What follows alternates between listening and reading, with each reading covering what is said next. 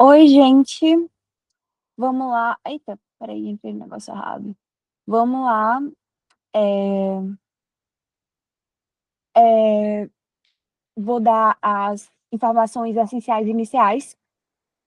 O questionário está na descrição. A apresentação também está na descrição. E qualquer dúvida, se vocês tiverem ao longo do vídeo, enfim, podem me mandar mensagem que assim que possível eu responderei. E vamos ao assunto, vamos à contribuição de melhoria, tá? Deixa eu botar em apresentar aqui, pelo amor de Deus. Nem isso me deu trabalho, né? Vamos lá. O que é a contribuição de melhoria, gente? A contribuição de melhoria ela é uma das espécies de tributo, tá? Cuja competência ela é comum de todos os entes federados e por expressa previsão do artigo 145 da Constituição Federal, ou seja, tanto o município, quanto o Estado, quanto o DF, quanto a União podem cobrar. Ela só pode ser cobrada quando tem dois fatores juntos, que é uma obra feita pelo poder público e o aumento no valor desse imóvel do contribuinte por causa dessa obra, ok? A criação da contribuição de melhoria, ela exige uma lei ordinária aprovada pelo ente federativo competente, seja União, Estado, enfim, vocês já sabem. Isso está em conformidade com o princípio da legalidade tributária, né? E reforçado pelo CTN, ou seja, não pode haver cobrança sem que uma lei específica autorize, isso é um princípio de tudo no direito, eu acho. Enfim, quem fez a obra tem o direito de cobrar, ou seja, o ente federado respectivo, a contribuição de melhoria, mas se mais de um governo, como é que eu explico isso? Se mais de um ente federado, né, melhor dizendo, participou do investimento, a lei vai dizer qual deles vai fazer a cobrança, né? Não, você não vai ser bitributado aqui. E ele é um tributo vinculado, porque não precisa ter uma. Ou, ele é um tributo vinculado porque precisa ter uma ação pública para ele acontecer. Uma obra, especificamente, é uma ação tão específica que, meu Deus, é uma obra que gera valorização imobiliária, porque se te lascar a obra também, meu amigo, e for te cobrar por isso. Enfim, e de arrecadação não vinculada, tá? É interessante dizer isso, porque muita gente se confunde, justamente porque acho que é artigo, eu não lembro qual é o artigo, se são 80, não, eu ia falar besteira, eu acho. Enfim, mas o artigo que fala sobre a contribuição de melhoria no CTN, lá tem um dos incisos que não foi recepcionado, né, pela jurisprudência atual, que é pelo, que é, ai meu Deus, justamente quando ele fala que essa tributação é para custear as obras públicas. E não é para custear as obras públicas, até porque ela só pode ser cobrada ao fim da obra, depois de realmente ali tá clara qual melhoria aconteceu, e, enfim. Então, não é para custear a obra. Assim, apesar de o limite do valor, o valor total da obra ser utilizado para limitar até quanto eu posso cobrar por contribuinte, o dinheiro que eu arrecadar, ele vai ser integrado à receita pública normal e ele vai ser gerido de acordo com as leis, né, orçamentárias respectivas. E aí, gente, como características, a gente tem justamente essa vinculação à valorização imobiliária para poder haver a cobrança. Então, eu só posso cobrar de imóveis que valorizem em decorrência dessa obra pública. Eu tenho limites muito claros, que é o custo total da obra e a valorização individual de cada imóvel, vão delimitar isso aí. E aí, também queria deixar claro que caso ocorra uma desvalorização imobiliária, não vai ensejar essa tributação. Tipo, uma ponte construída causou uma desvalorização do teu imóvel. Aí, sei lá, tu tinha uma vista muito boa e aí a ponte tampou. E aí, não podem te cobrar disso, né? E aí, é só para... Porque muita gente confunde ainda.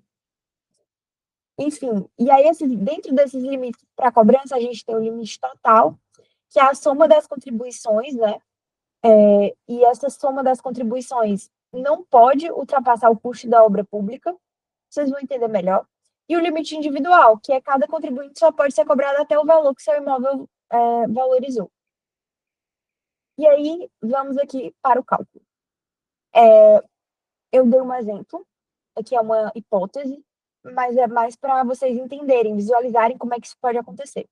Então, supondo que houve uma obra que teve uma valorização de 5 milhões. Ou, quer dizer, que teve um custo de 5 milhões. O custo foi o valor total da obra. E aí, essa área valorizada, ela tem 21 prédios, cada um com 10 apartamentos. Então, são 210 apartamentos. Então, vamos pensar que são 210 contribuintes, tá? 210 cabeças. E aí, como é que a gente vê essa questão da valorização? A gente vai ver o valor de cada apartamento antes da obra, que eu dei um exemplo aqui, por exemplo, 700 mil reais, e depois da obra, que é 3 milhões e 100 mil reais. E aí, a valorização individual por apartamento aqui foi de 2 milhões 400 mil, 2 milhões e 400 mil, individual, por apartamento. Tem 210 apartamentos. A obra foi só 5 milhões. O cálculo não está batendo, né, gente? Vamos lá. O cálculo do benefício total da obra. O benefício total, não estou dizendo que isso aqui. Vamos lá. 210 apartamentos multiplicados por 2 milhões e 400 mil, 504 milhões. 504 milhões de reais. A obra foi 5 milhões, gente. Eu preciso nem dizer quantas vezes isso aqui é maior, né? Então, vamos ver. A valorização total da região. Para a gente calcular o benefício total gerado pela obra, a gente multiplica essa valorização de cada imóvel pelo número de imóveis, que foi exatamente o que eu fiz, eu só dupliquei, né? Que loucura. Enfim, vou tirar. Mas a gente tem um limite global, que é o teto de arrecadação. Quanto é que eu posso te cobrar? O valor total arrecadado de todos os contribuintes não pode ultrapassar o custo total da obra, que foi 5 milhões. Eu vou enriquecer o FIS, ou vou enriquecer o ente federado, assim, do nada, não. Então, como é que seria aplicado nesse caso? O custo da obra, 5 milhões. A valorização total, 504 milhões. Gente, o município só pode arrecadar no máximo 5 milhões. Então, dentro desses 5 milhões, é necessário, óbvio, fazer uma proporcionalidade para cada contribuinte, que eu não vou trazer isso aqui porque vocês não vão precisar fazer isso, tá? Mas uma proporcionalidade para cada contribuinte. E aqui eu trouxe como se eles tivessem valorizado de forma equitativa, né? Cada prédio, mas não é geralmente.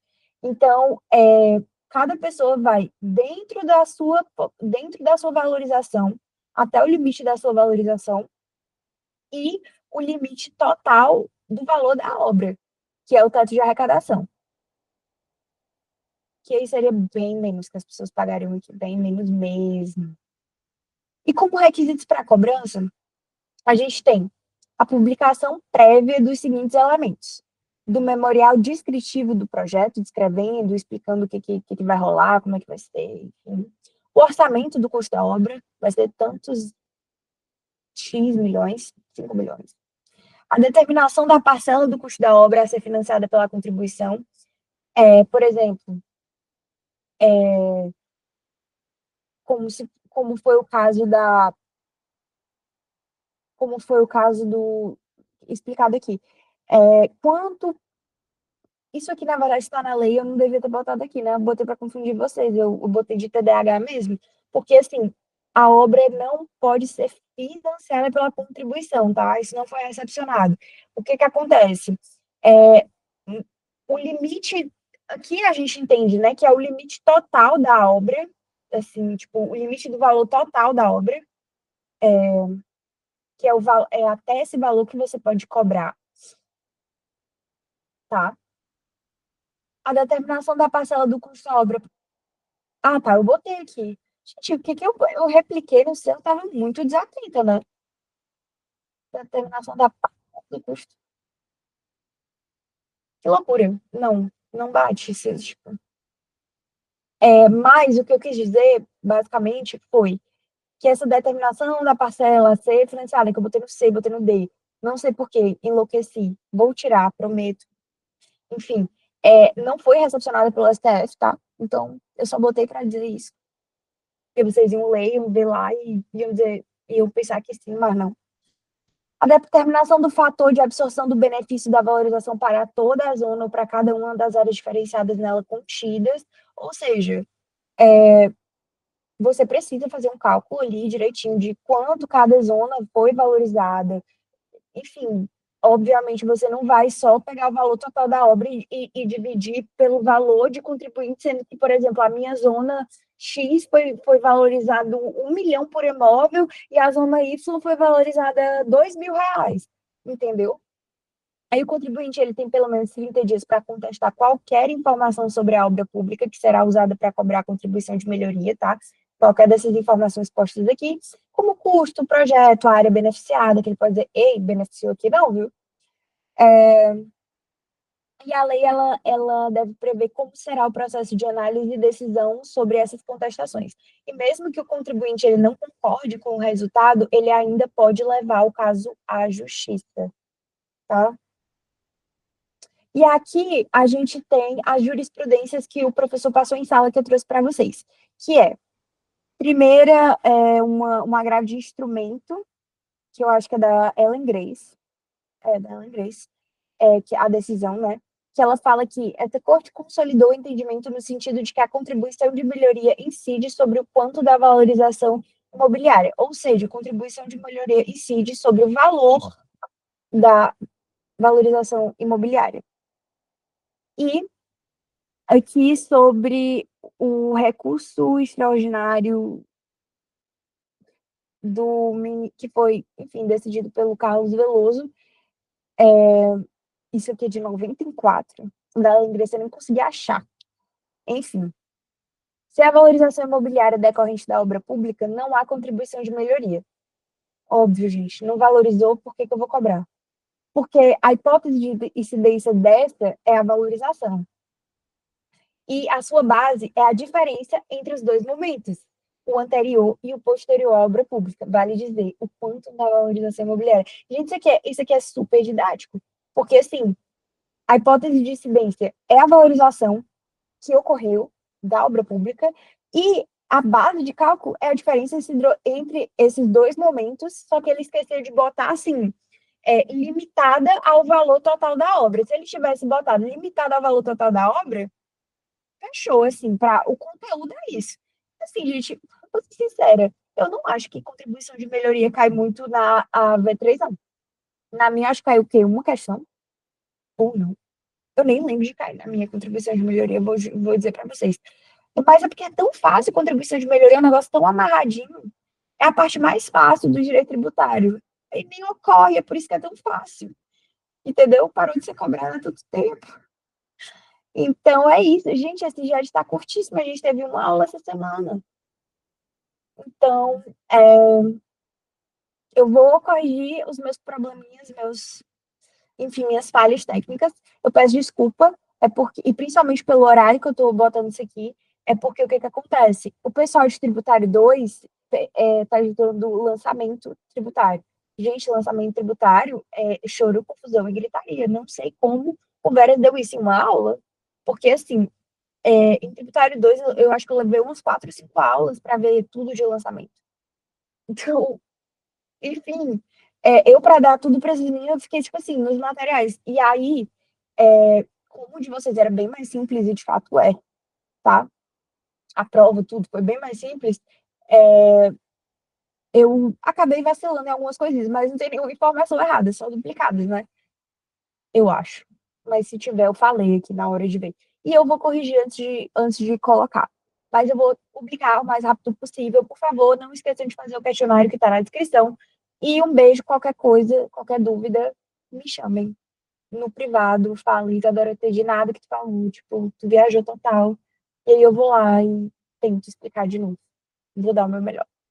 E é isso, gente. Pra mim é boa noite, eu vou ser bem sincera. Passei o dia fazendo material, sem mentira nenhuma. Que essa semana eu entrei no estágio novo e não tive como. E também porque eu não imaginei que fosse ter tanto conteúdo em uma aula para Tributário 2. E também porque eu decidi de última hora fazer questionário para vocês, né? É que eu sou assim, eu me auto-saboto mesmo. Então, é isso. Tchau.